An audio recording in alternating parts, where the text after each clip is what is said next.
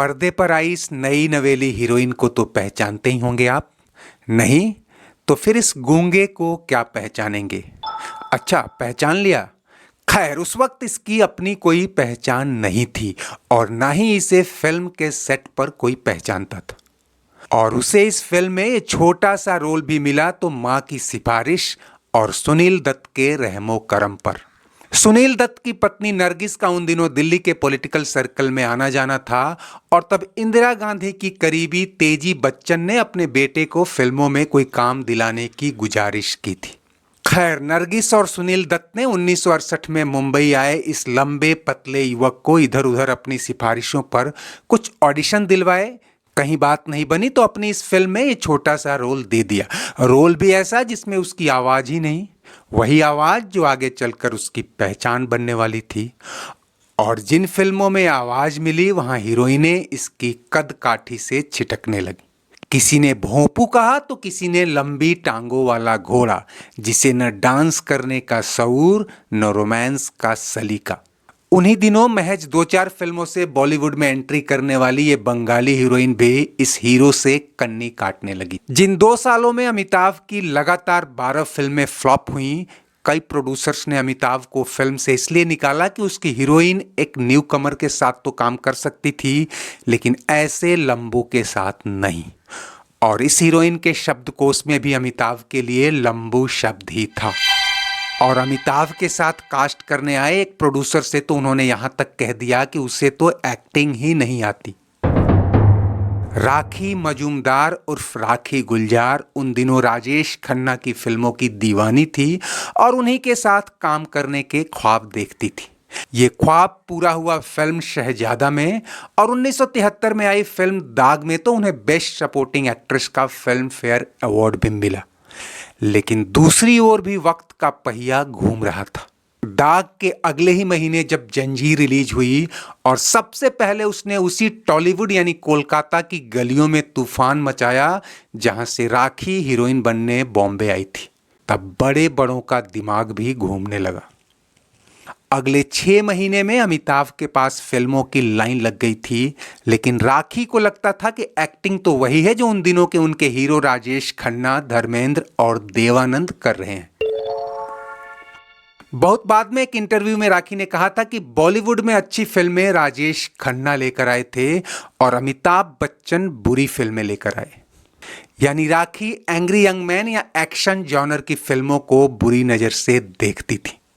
लेकिन दोस्तों, इतनी लंबी भूमिका बांधने के बाद आगे की कहानी बस इतनी है कि इस हीरोइन को आज अगर दुनिया जानती है तो इनकी 80 से ज्यादा तथाकथित अच्छी फिल्मों के लिए नहीं, बल्कि बुरी फिल्मों वाले उस अमिताभ बच्चन के साथ बनाई गई 8 फिल्मों के लिए, जिनमें से 5 ब्लॉकबस्टर और 2 हिट नहीं तो कम से कम कल्ट तो कहलाई ही।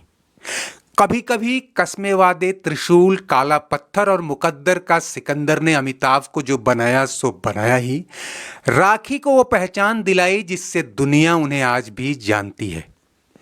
और इसे वक्त का फेरा ही कहिए दोस्तों कि जो गूंगा लड़का उस दौर की टॉप हीरोइन वहीदा रहमान के पास बैठने में ही अपनी शान समझता था, वो उसकी हीरोइन भी बनी और मां भी। जो माला सिन्हा उस दौर की हॉट शॉट हीरोइन कही जाती थी, वो इस सितारे की चमक और पंक्चुअलिटी से इतनी दहशत में थी कि घंटे भर पहले ही सेट पर आ जाती थी। रहमदिल मुमताज को तो खैर बंधे हाथ के बाद लंबी टांगों संग थिरकने का मौका ही नहीं मिला। वक्त ने इस हीरोइन के साथ जो किया उसे साइलेंट किलिंग कहते हैं। 1981 में जब बरसात की एक रात का बंगाली वर्जन अनुसंधान कोलकाता में सुपरहिट साबित हुई, उन दिनों राखी अमिताभ के साथ 2 फिल्मों बेमिसाल और शक्ति के लिए काम कर रही थी। उनका दर्द एक इंटरव्यू में छलकता है कि एक फिल्म में मैं उनकी हीरोइन बनी थी और दूसरी में मां। हालांकि एज एन एक्टर मैं गर्व करती हूं कि एक साथ मैं ये दोनों किरदार निभा पाई। लेकिन दोस्तों, पर्दे के आगे बैठने वाले दर्शक और पीछे लिखने वाले क्रिटिक्स जानते हैं कि फिल्मों में मां बनने का क्या मतलब होता है। जिस दौर में हर साल एक नई हीरोइन अमिताभ के साथ स्क्रीन शेयर करने लगी थी, तब बाय लुक राखी को उनकी हीरोइन रखना अमिताभ के सुपरस्टारडम में डेंट माना जाने लगा था। और जिस राखी ने त्रिशूल, कभी कभी काला पत्थर और मुकद्दर का सिकंदर जैसी फिल्मों की सफलता चख ली थी, के लिए अमिताभ से छिटक जाना किसी टीस से कम नहीं थी। शायद यही टीस राखी को आगे भी परेशान करती रही। वो एक बेहतरीन अदाकारा रही हैं और संवेदनशील किरदारों और वुमेन प्रोमिनेंट फिल्मों के लिए जानी जाती हैं, लेकिन बॉक्स ऑफिस पर जो पहचान उन्हें लंबू ने दिलाई वो फिर कभी हासिल नहीं हुई। और ये फिल्म, जो वैसे तो 1981 में आई अमिताभ बच्चन की आधा दर्जन बेहतरीन फिल्मों में से एकमात्र फ्लॉप फिल्म कही जाती है, पूरे बंगाल में सुपरहिट हो गई। इसकी एक वजह यह थी कि इसे बरसात की एक रात की शूटिंग के दौरान ही बंगाली में भी शूट और डब किया जाता रहा। राखी ने एक बार कहा था कि बंगाल रीजन में इस फिल्म को उनके बंगाली कनेक्शन का भी फायदा मिला था, लेकिन उन्हें कौन समझाए कि उनके फिल्मी बाबू मोशाय का भी बंगाली कनेक्शन था। जया भादुड़ी से शादी के बाद से ही बंगाल में अमिताभ बच्चन का दामाद जैसा स्वागत होता आया है और उनकी कई फिल्मों का जो क्रेज बंगाल में दिखा वो शायद मुंबई में भी नहीं दिखा।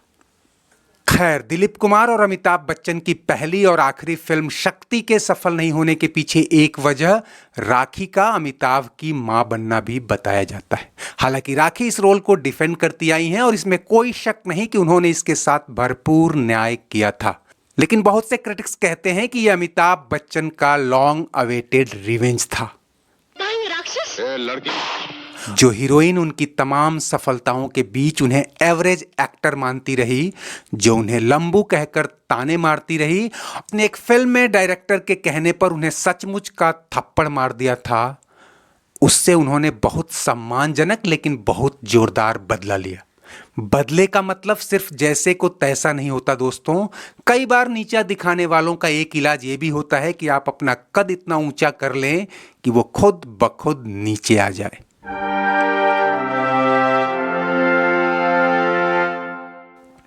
राखी ही नहीं, उस दौर के न जाने कितने कलाकारों और फिल्मकारों के साथ ऐसा ही हुआ।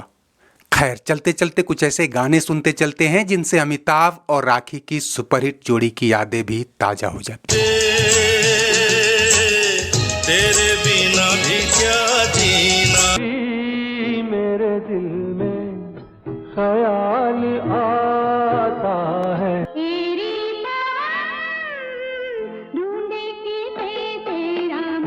दिल तो है दिल का एतबार क्या कीजिए।